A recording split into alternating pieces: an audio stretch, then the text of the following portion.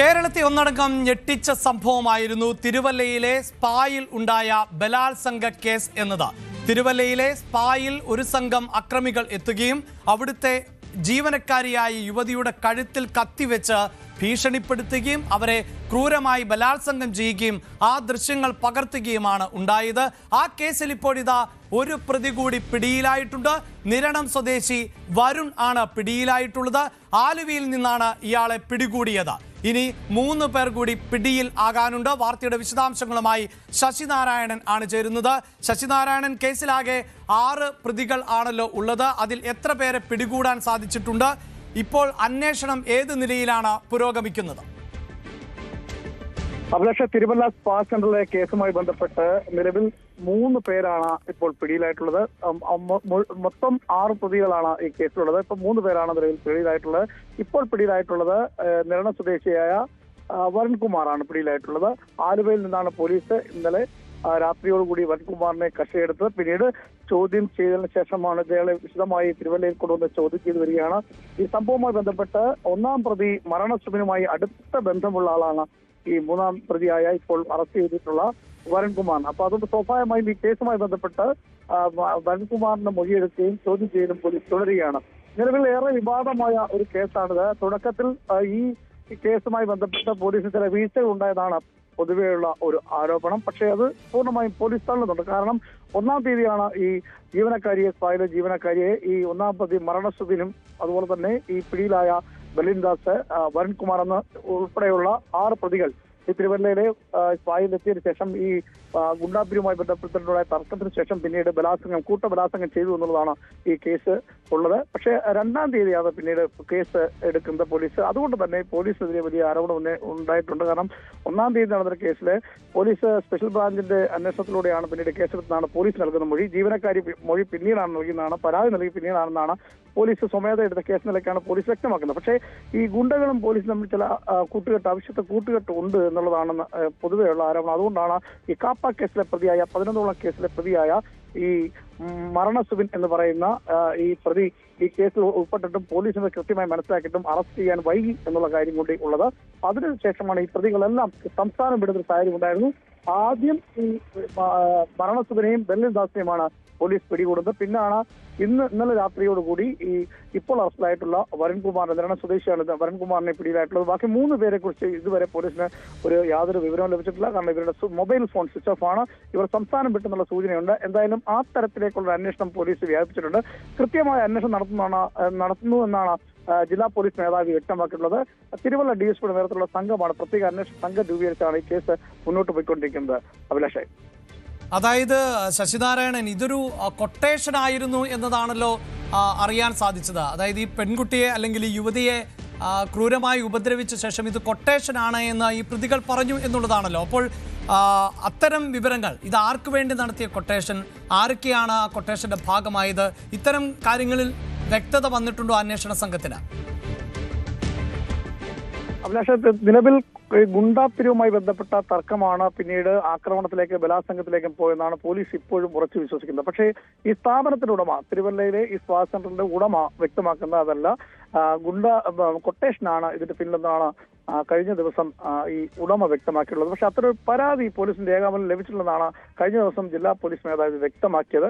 പക്ഷെ നിലവിലത്തെ സാഹചര്യത്തിൽ ഇത് കൊട്ടേഷനാണ്, ആക്രമണമാണ് എന്നുള്ള രീതിയിലാണ് ഈ സ്ഥാപനത്തിന്റെ ഉടമ വ്യക്തമാക്കുന്നത്. അതിന് കാരണമായി പറയുന്നത് തിരുവല്ലയിൽ നിരവധി സ്പാ സെന്ററുകൾ പ്രവർത്തിക്കുന്നുണ്ട്, പലതിനും ലൈസൻസ് ഇല്ല. ഈ സ്പാ സെന്ററിൽ നിന്നും ഈ നിലവിലത്തെ ഈ സ്പായിൽ നിന്നും ഇവിടെ ചില പോലീസുകാർ, തിരുവല്ലയിൽ തന്നെ ഉന്നത പോലീസ് ഉദ്യോഗസ്ഥർ അടക്കമുള്ളവർ അവിടെ സ്ഥിര സന്ദർശകരാണ്. ഇതിന്റെ അനധികൃതമായ പ്രവർത്തനത്തിന് മൗനാനുവാദം നൽകുന്നതിനായി മാസപ്പടി പറ്റുന്നു എന്നുള്ള ആരോപണം കൂടി അദ്ദേഹം മുന്നോട്ട് വെക്കുന്നു.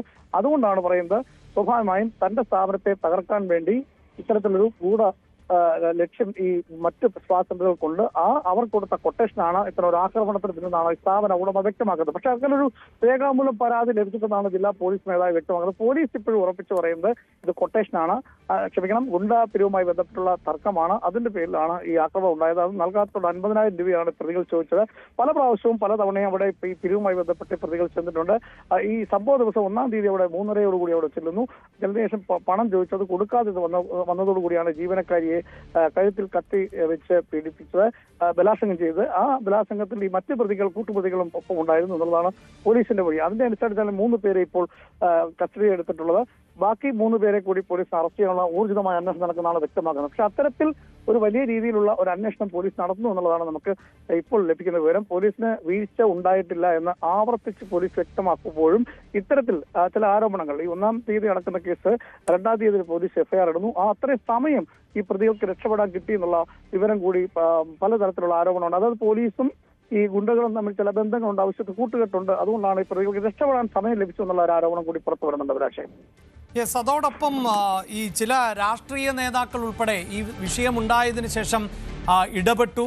ഈ പ്രതികൾക്ക് വേണ്ടി എന്ന നിലയിലൊക്കെയുള്ള പ്രതികരണങ്ങളും സൂചനകളും പുറത്തു വന്ന പശ്ചാത്തലമുണ്ടാകുന്നു.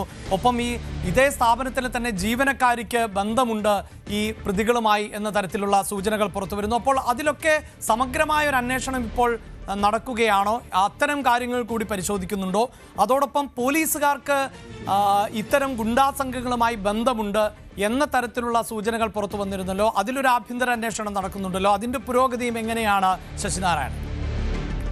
തീർച്ചയായും അഭിലാഷ്, തീർച്ചയായും അത്തരത്തിലുള്ള അന്വേഷണം പുരോഗമിക്കുകയാണ്. കാരണം പോലീസിനെതിരെയും ആരോപണമുണ്ട്. ഒപ്പം ഈ സ്പായിലെ ജീവനക്കാരി നൽകിയ മൊഴി, അത് പരാതി പറഞ്ഞൊരു മൊഴിക്കകത്ത് സഹപ്രവർത്തക അന്ന് ഈ സംഭവം നടക്കുമ്പോൾ ഉണ്ടായിരുന്നു.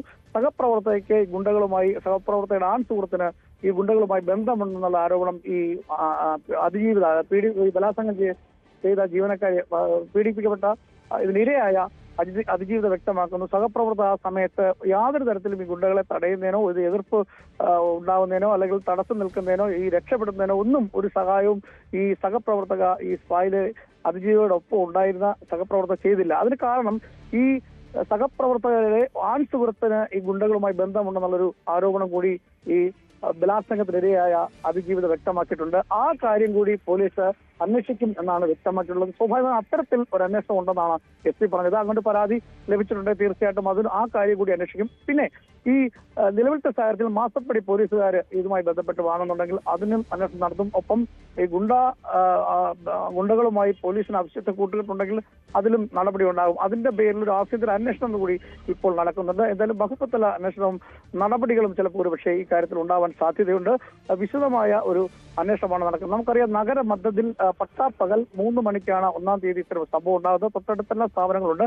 ആ ആക്രമണം എന്ന് പറയുന്നത് കൂട്ട ബലാത്സംഗത്തിനാണ് ഒരു യുവതി ഇരയാവുന്നത്, അത് ഒരു പെൺകുട്ടി ഇരയാവുന്നത്. അതിന് കൃത്യമായ ഒരു നടപടി ഉണ്ടാകണം എന്നുള്ള ആവശ്യമാണ് പൊതുവെയുള്ള ഒരു ജനങ്ങളുടെ വികാരം. അതനുസരിച്ച് പോലീസ് പ്രവർത്തിക്കുന്നുണ്ടെന്നാണ് നമുക്ക് മനസ്സിലാക്കുന്നത്.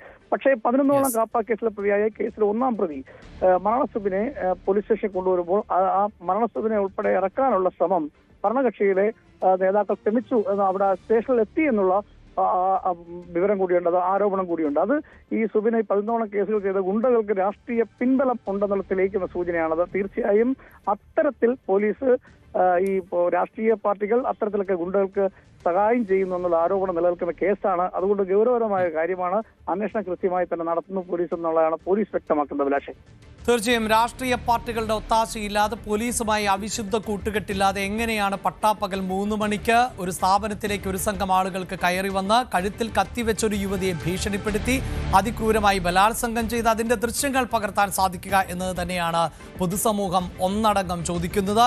ഇപ്പോഴും ഈ പ്രതികളെ പിടികൂടാൻ പോലീസിന് സാധിക്കുന്നില്ല എങ്കിൽ അതും കഴിവുകേട് തന്നെയായാണ് കണക്കാക്കപ്പെടേണ്ടത്. ദിവസങ്ങളായി ഈ സംഭവം നടന്നിട്ട് ആ പ്രതികൾക്ക് ആരാണ് ഒത്താശ ചെയ്തു കൊടുക്കുന്നത് എന്ന ചോദ്യവും ഉയരുകയാണ്. പ്രത്യേകിച്ച് ഒരു സ്ത്രീയെ മാനഭംഗപ്പെടുത്തി എന്ന് മാത്രവുമല്ല, ആ ദൃശ്യങ്ങളടക്കം പകർത്തി അതൊരു ബലാത്സംഗ കൊട്ടേഷൻ എന്ന നിലയിലേക്ക് കാര്യങ്ങൾ എത്തി എന്നുള്ളതാണ്. തീർച്ചയായും ആ സ്ഥാപനം ഏതു തന്നെയാണ് എങ്കിലും, ആ സ്ത്രീയുടെ പശ്ചാത്തലം എന്തു തന്നെയാണ് എങ്കിലും, ഇത്തരത്തിൽ ഒരു നരാധമ പ്രവൃത്തി നടത്തിയവർക്കെതിരെ കർശനമായ നടപടിയാണ് വേണ്ടത്.